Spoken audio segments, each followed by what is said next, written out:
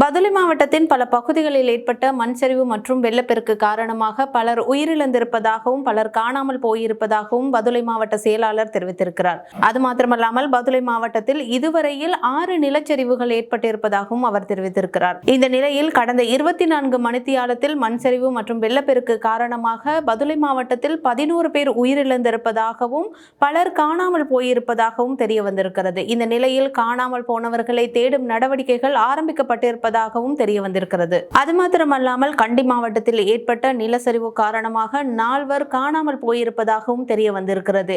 இவ்வாறு நாடளாவிய ரீதியில் பல்வேறு மாவட்டங்களில் ஏற்பட்ட மண் சரிவு மற்றும் வெள்ளப்பெருக்கு காரணமாக பலர் தற்போது காணாமல் போயிருப்பதாகவும் அவர்களை தேடும் நடவடிக்கைகள் மேற்கொள்ளப்பட்டு வருவதாகவும் தெரிய வந்திருக்கிறது. இதன் அடிப்படையில் இதுவரையில் நாட்டில் நிலவிய சீரற்ற வானிலை காரணமாக 31 பேர் உயிரிழந்திருப்பதாக அனர்த்த முகாமைத்துவ மத்திய நிலையம் தெரிவித்திருக்கிறது.